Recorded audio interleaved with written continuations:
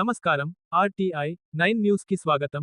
సంగారెడ్డి జిల్లా పటాన్ చెరువు పట్టణ జాతీయ రహదారిపై పటాన్ చెరువు పట్టణ కాంగ్రెస్ సంగారెడ్డి జిల్లా ఐఎన్టీయూసీ అధ్యక్షులు కొల్కూరి నరసింహారెడ్డి ఆధ్వర్యంలో కేంద్ర ప్రభుత్వ విద్యాశాఖ మంత్రి ధర్మేంద్ర ప్రధాన్ రాజీనామా చేయాలని నిరసన ధర్నా కార్యక్రమంలో పాల్గొన్న మాజీ సర్పంచ్ సంజీవరెడ్డి, మాజీ పీసీసీ కార్యదర్శి మతిన్, పట్టణ కాంగ్రెస్ నాయకులు సాయిలు ముదిరాజ్, రవి ముదిరాజ్, వేణు, యూత్ కాంగ్రెస్ మండల అధ్యక్షులు ఇషాంత్ సింగ్, అక్షిత్, రతన్ సింగ్, వినోద్, జ్యోతి, కల్పన, ప్రభావతి, రాణి, సంధ్య తదితరులు పాల్గొన్నారు.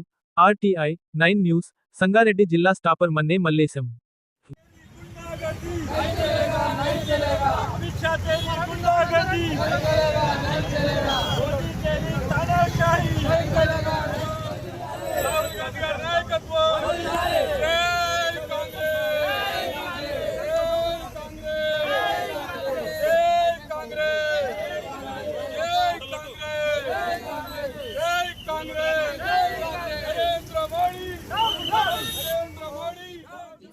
గత 10 సంవత్సరాలుగా 153 సార్లు మరి పరీక్ష పత్రాలు లీక్ అవడంతో 7.5 కోట్ల మంది విద్యార్థుల జీవితాలు మరి అంధకారంలోకి నెట్టబడ్డాయి.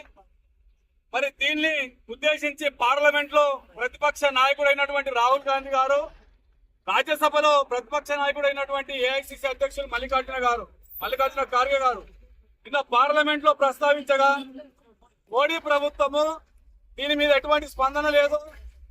కేంద్ర విద్యాశాఖ మంత్రి ధర్మేంద్ర ప్రధాన్ కూడా మరి అంటి చిత్తనట్టు ఈ విధంగా మోసపూరితంగా నిన్న పార్లమెంట్ నుండి పారిపోవడం జరిగింది.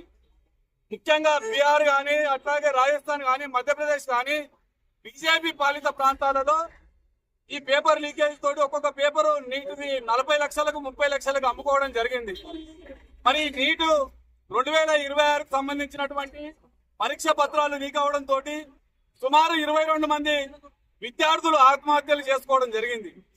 వీటన్నిటికీ చలించిపోయి రాహుల్ గాంధీ గారు ఖచ్చితంగా ఇది విద్యాశాఖ మంత్రి, కేంద్ర విద్యాశాఖ మంత్రి ధర్మేంద్ర ప్రధాన్ రాజీనామా చేయాలి, అట్లాగే మోడీ దీనికి సమాధానం చెప్పాలని చెప్పేసి ఎన్నిసార్లు అడిగినా గానీ దాటవేదతోటి నిన్న ఢిల్లీలో మోడీ గారి నివాసం ముందు, ప్రధాని నివాసం ముందు నిరసన ధర్నా వ్యక్తం చేస్తే మరి రాహుల్ గాంధీ గారిని అక్కడ ఉన్నటువంటి బీజేపీ గుండాలు కావచ్చు, అక్కడ ఉన్నటువంటి బీజేపీ తొత్తులైనటువంటి కొంతమంది పోలీసులు అధికారులు కావచ్చు, రాహుల్ గాంధీ గారిని నెట్టి పడేసి రోడ్డు పైన పడేయడం జరిగింది.